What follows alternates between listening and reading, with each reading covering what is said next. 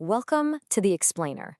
Today, we're diving deep into one of the most iconic guitar sounds in Japanese rock history, period. We're talking about Tomoyasu Hotei's tone with the legendary band BOØWY. It's sharp, it's rhythmic, it's totally one of a kind. And it wasn't just the fans who were blown away. Even a guitar god like Har recognized that Hotei's playing was just different.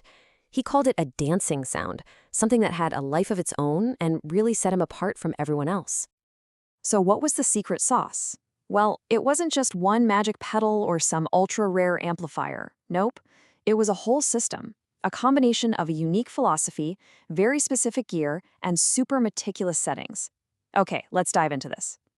Before we even touch a piece of gear, we have to get inside his head. We have to understand the mind behind the music, because that's where this sound truly began.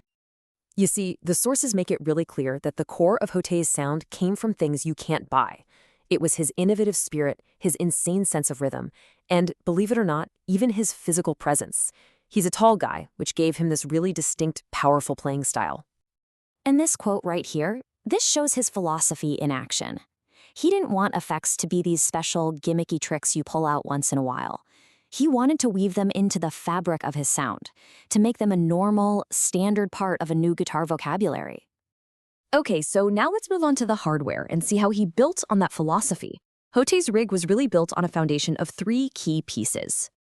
This was his essential toolkit, what you could call the holy trinity of his tone.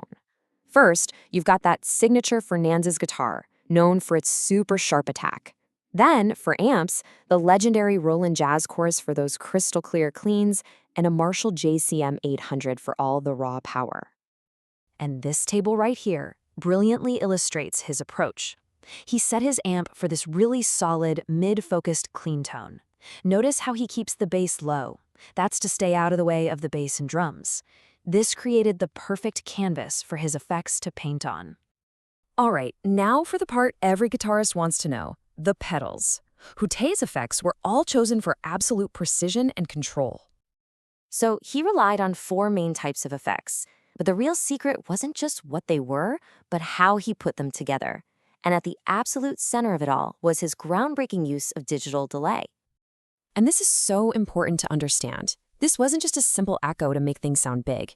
He used delay as a rhythmic and melodic tool, creating these complex patterns from really simple phrases. It's almost like a second guitar player.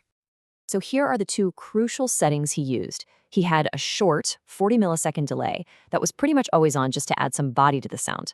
But the long one, at 365 milliseconds, that was the secret weapon. He found it perfectly matched to the tempo of a lot of BOØWY songs, creating that signature rhythmic pulse. Okay, let's put this all together. The sources we looked at actually reveal the exact order of his pedals for different sounds. This right here, this is the blueprint.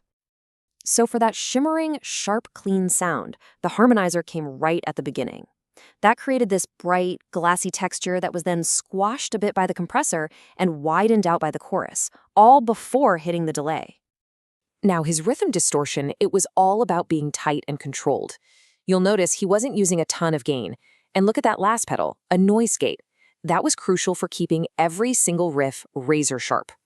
For solos, he would stack his gain. He'd kick in a distortion pedal after his main overdrive for way more saturation and sustain.